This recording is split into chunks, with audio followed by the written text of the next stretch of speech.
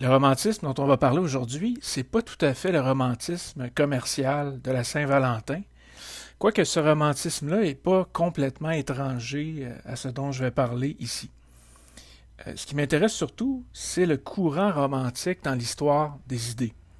Et c'est un courant qui a eu une influence sur plusieurs domaines et disciplines, dont la philosophie, c'est notamment pour ça que j'en parle dans notre cours. Ce qu'il faut comprendre au départ, c'est que le romantisme met l'accent sur le sentiment et l'émotion dans la vie de l'être humain, pas sur la raison, comme le faisaient Descartes et le rationalisme. Et je parlais tantôt de l'influence du romantisme dans l'histoire des idées. Je peux aborder trois domaines avec vous, juste pour vous donner un aperçu de cette influence-là. Dans les arts, le romantisme est très important. Il y a une période romantique qui, en gros, traverse le 19e siècle, qu'on retrouve dans la littérature, au théâtre, dans la musique, et au cours duquel les artistes misent énormément sur leur propre vécu, leur perception personnelle de ce qui les entoure. Alors si on est musicien, quand on va composer une pièce, on va fortement s'inspirer très souvent de tourments, d'émotions fortes. On peut s'inspirer aussi d'émotions joyeuses, mais le romantisme, des fois, a une espèce de propension pour ce qui est sombre, un peu ténébreux. Un compositeur classique comme Beethoven, par exemple, c'est un très bon exemple de compositeur classique. Dans la littérature, on va peut-être écrire des histoires en s'inspirant de ce qu'on a vécu, d'événements, mais aussi de gens qu'on a connus. On va transformer, je peux donner différents exemples, une peine d'amour en roman ou en pièce de théâtre. Bref, on va beaucoup puiser sur ce qui nous concerne au premier chef. Dans la politique, je sais que ça peut avoir l'air bizarre d'assimiler romantisme et politique, mais la pensée révolutionnaire, c'est celle qui pense que l'état des choses peut changer si on s'implique, si on milite pour une cause. Il y a une sorte d'engagement romantique là-dedans, parce que c'est une manière très émotive de vivre la politique. Il y a de la raison, il y a de la logique là-dedans aussi. On choisit des causes, on milite pour des causes parce qu'on pense que logiquement, il faut le faire, que c'est bon pour le futur, pour le monde, mais il y a une dimension très personnelle là-dedans, et ça fait en sorte des fois qu'il y a des implications, il y a des héros romantiques dans l'histoire de la politique, comme Che Guevara, souvent des héros révolutionnaires. Dans la philosophie, le romantisme se comprend surtout comme une réaction au rationalisme et à Descartes, qui est un de ses principaux représentants, parce que on a vu que le rationalisme met l'accent sur la raison, par la force des choses, mais sur l'ordre, la logique, l'explication. Et quand on est rationaliste, on est souvent scientifique, d'ailleurs, puis quand on va dans la nature, on observe ce qui nous entoure, c'est pour mieux l'expliquer, pour mieux assimiler, contrôler cette nature-là, identifier ses lois, ses constantes. Donc on veut la connaître, la maîtriser. Quand on est plutôt dans le courant du romantisme, on ne voit pas tout à fait la nature de la même façon. On va reconnaître plus ouvertement le mystère de la nature. On va accepter qu'il y a quelque chose dans la nature qui ne s'explique pas, qui ne peut pas être dominé par la raison. Parce que le romantisme suppose que notre raison a des limites, qu'elle ne peut pas tout connaître. Et ça, le rationalisme n'a pas tendance à admettre ces limites-là. Puis ça se comprend, parce que c'est difficile d'être scientifique et de penser que notre raison ne peut rien connaître. Ça ne ferait pas de sens, ça ne serait pas très cohérent. Quand on pense que la raison est le principe de l'existence humaine, bien forcément, on pense que la raison peut accomplir de grandes choses et tout comprendre. Dans le romantisme, on se garde une petite gêne. On pourrait assimiler, je ne veux pas non plus faire des équations trop forcées, mais certains mouvements environnementalistes qui veulent protéger la nature ont un esprit qui n'est pas si éloigné du romantisme parce que les romantiques ont tendance à ne pas vouloir maîtriser cette nature-là, à la respecter et à penser que l'être humain n'est pas plus grand que la nature. Il fait partie de la nature, finalement. Il va s'extasier devant des paysages merveilleux. C'est pour ça, dans la poésie romantique, dans la peinture aussi, on va voir la nature comme un beau mystère fascinant et non pas comme quelque chose qui peut être compris de A à Z. Donc, On remet la raison en question dans le romantisme. Ça ne veut pas dire qu'on rejette complètement la science, mais c'est pas par la science qu'on va s'accomplir en tant qu'être humain. On va plutôt privilégier la subjectivité. Donc, l'expression personnelle, l'expression de soi, l'imagination va être très importante chez les romantiques, notamment chez les artistes qui se réclament de ce courant-là. Et l'imagination ne sera pas perçue comme un moyen de fuir le réel, mais comme un moyen d'atteindre la vérité.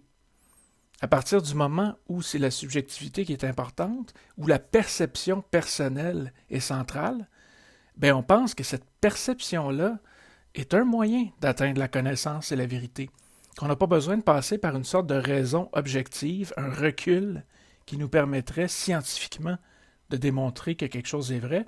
Dans le romantisme, on va se satisfaire de quelque chose de beaucoup plus intime et personnel. Donc, on ne va pas rejeter la science, mais quand on va la pratiquer, cette science-là, par moments, on va avoir des objets d'étude un peu étranges, comme le magnétisme, l'influence des ondes et de l'autosuggestion, ce genre de choses-là. C'est un exemple de recherche scientifique qu'on peut assimiler au romantisme parce que c'est un objet qui n'est pas donné d'emblée et clair et indubitable, comme ce qu'on retrouve en biologie, en physique habituellement. Il y a une étrangeté dans la science romantique. Donc, elle n'est pas rejetée, la science, mais elle est perçue autrement. Et autant dans le rationalisme, j'ai vraiment identifié un porte-parole, qui est René Descartes. Pour le romantisme, mon porte-parole, ça va être Jean-Jacques Rousseau, un auteur français qui est né en 1713 et mort en 1778. C'est une figure emblématique du romantisme, même si son rayonnement est pas mal plus large, parce qu'il écrit des textes qui sont très variés. Il y en a qui sont très autobiographiques. Il a écrit entre autres un livre qui est publié en 2 tomes maintenant, qui s'appelle Confession. Donc se confesser, c'est dire des choses très personnelles. Et il y a des textes dans cette veine-là où il parle de lui. Puis vous allez voir, le texte que j'inclus dans le recueil parle beaucoup de lui.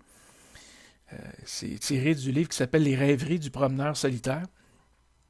Mais il y a d'autres livres de Rousseau qui traitent d'éducation, donc un programme d'éducation. Là, on n'est pas juste dans quelque chose de très individualiste, mais une espèce d'ambition sociale.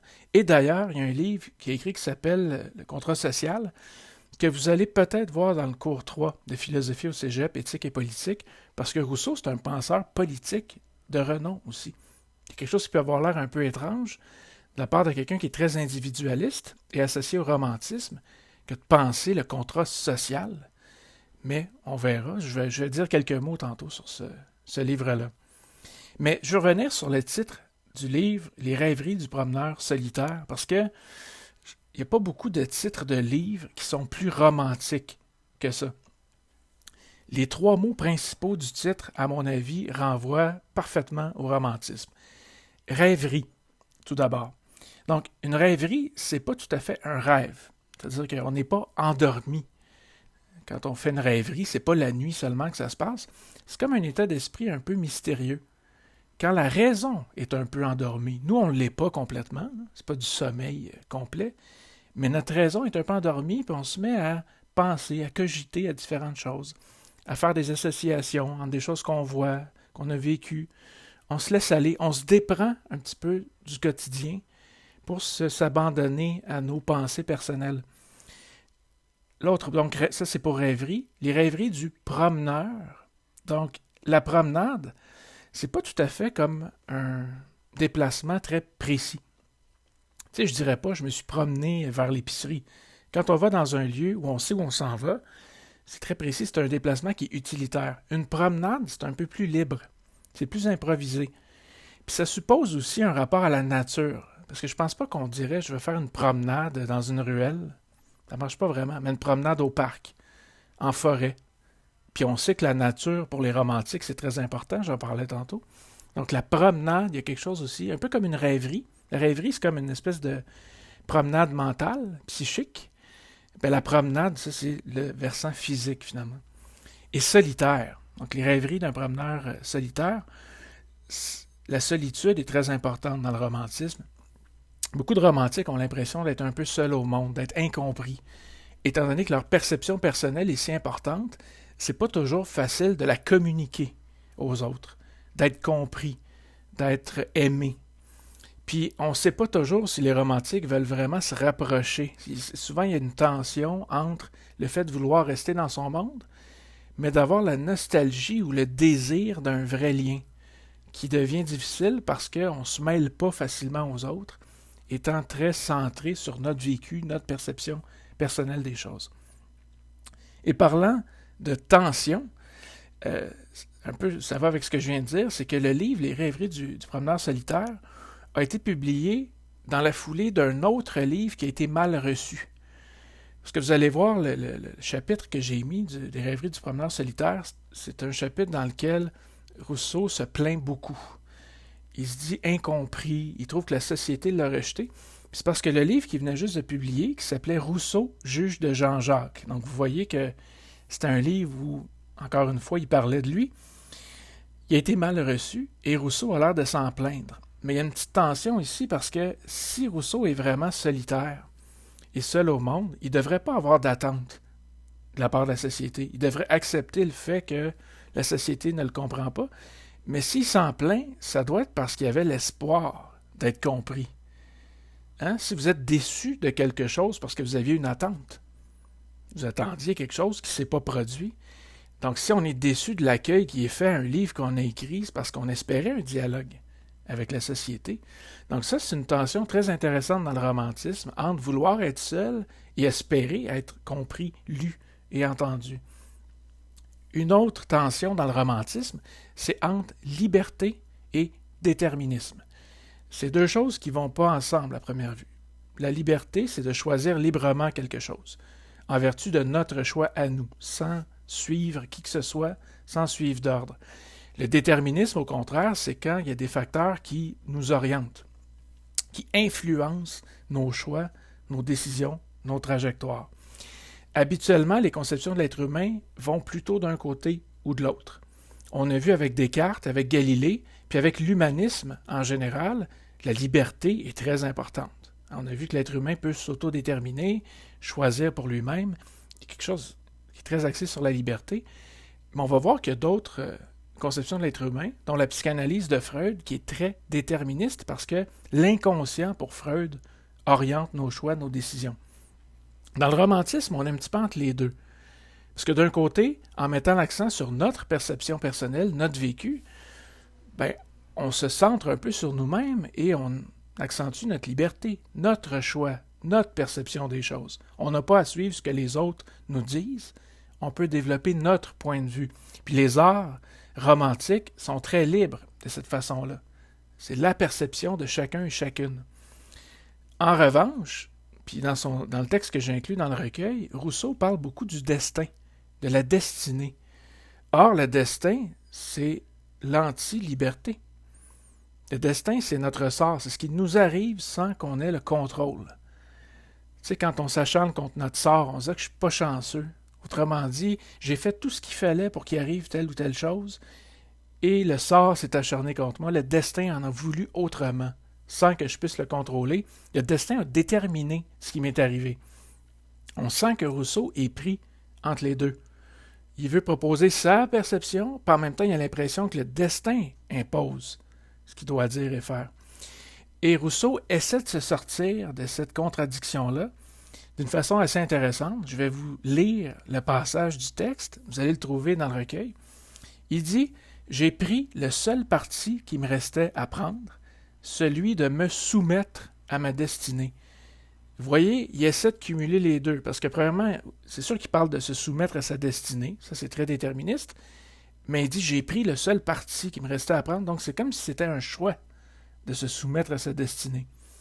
Je choisis librement de ne pas être entièrement libre et que le destin domine. Donc, c'est à vous de voir si c'est satisfaisant. Je vous laisse réfléchir d'ailleurs là-dessus.